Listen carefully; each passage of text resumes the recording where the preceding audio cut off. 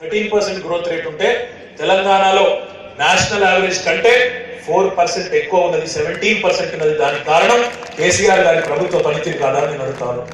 అదే రకంగా ఇంకొక విషయం కూడా ఆలోచించాలని నేను కోరుతా ఉన్నాను. ఇవాళ చాలా మంది పెద్దలు చాలా మాటలు మాట్లాడుతూ ఉన్నారు.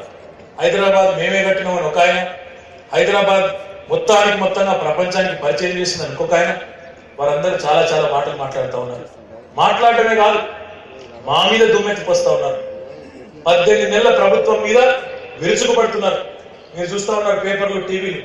పెద్ద పెద్ద నాయకులు గతంలో 60-65 సంవత్సరాల పాటు ఈ దేశాన్ని, రాష్ట్రాన్ని పరిపాలించిన వాళ్ళు ఈరోజు మా మీద కసుబుస్సులు ఆడుతున్నారు. ఒక ఆయన అంటాడు, నిన్నగాక మనం నేను చూసిన షబ్బీర్ అలీ అని. ఏమంటాడు ఆయన? కేసీఆర్ ఈ రోడ్డు గిట్లెందుకున్నది, ఆ మోరి అట్లెందుకున్నది, మా ఇంటి పక్కకు దోమలు ఎందుకున్నాయి ఆయన మమ్మల్ని పెడుతున్నారు. నేను అడుగుతా ఉన్నా, స్వామి 60 ఏళ్ళ అధికారంలో ఉన్నది మీరు, వచ్చింది నిన్నగాక మొన్న మేము 18 నెలల కిందట. మీరు 60 ఏళ్ళ అధికారం అనుభవించిన వాళ్ళు, 60 ఏళ్ళు పదవుల్లో ఉన్న వాళ్ళు వచ్చి మమ్మల్ని నిందిస్తే మాకు అర్థమైతే లేదు. ఏ రకంగా సమాధానం చెప్పాలా? ఈరోజు సమస్యలను వారసత్వంగా మాకప్పచెప్పి 18 నెలలనే మొత్తం పరిష్కరించాలి. 60 ఏళ్లలో మీరు చేయలేనివన్నీ 18 నెలల్లో మేము చేయాలన్నమాట. 60 ఏళ్ల దరిద్రం 18 నెలల్లో పోతుందా?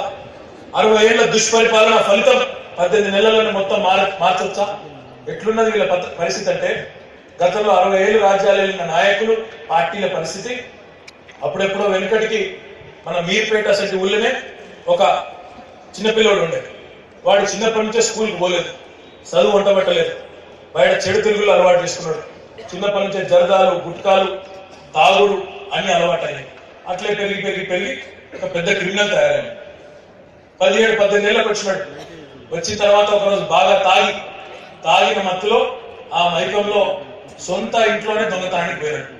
పోతే వాళ్ళ అమ్మ నాన్న పోయిద్దరు పట్టుకొని సొంత ఇంట్లో దొంగతనం చేస్తావా వెదవాళ్ళని పట్టుకుంటే, వాడు తిరగబడి పక్కకు రోకల్ బండి ఉంటే రోకల్ బండి తీసుకుని వాళ్ళ అమ్మ నాన్న కొట్టాడు. ఇద్దరు అక్కడే చచ్చిపోతే పోలీసులు ఊరుకోరు కదా, తీసుకుపోయి జైల్లో పెట్టింది. ఈ జైలుకి వెళ్ళి మళ్ళా శిక్ష వేయాలి కాబట్టి కోర్టుకు తీసుకొని పోయింది. ఆ కోర్టులో జడ్జి గారు పెద్ద మనిషి, మన తీగల కృష్ణారెడ్డి గారి లాగా ఒక పెద్ద మనిషి ఉన్నాడు. ఆయన చూసినట్టు పిల్లగాని చూసి, ఒరే నేను చాలా మంది గలీజ్గాలను చూసిన, చాలా మంది క్రిమినల్ని చూసిన, కానీ నీలాంటి 3rd క్లాస్ ఉదాహరణకి నేను చూడలేదు, ఇంత గలీజ్గాని ఎవరిని చూడలేదు. సొంత తల్లిదండ్రులే చెప్పిన దరిద్రుడివి, నీకు ఏం శిక్ష చేస్తే బాగుంటుందో నువ్వే చెప్పరాడు. అంటే వాడు నక్క వినయాలు ప్రదర్శిస్తూ 2 చేతులు కట్టుకొని, అయ్యా నేను తల్లిదండ్రులు లేని అనాథాన్ని సార్ నన్ను వదిలిపెట్టాడు సార్. వీళ్ళ కథ కూడా కట్టలేదు.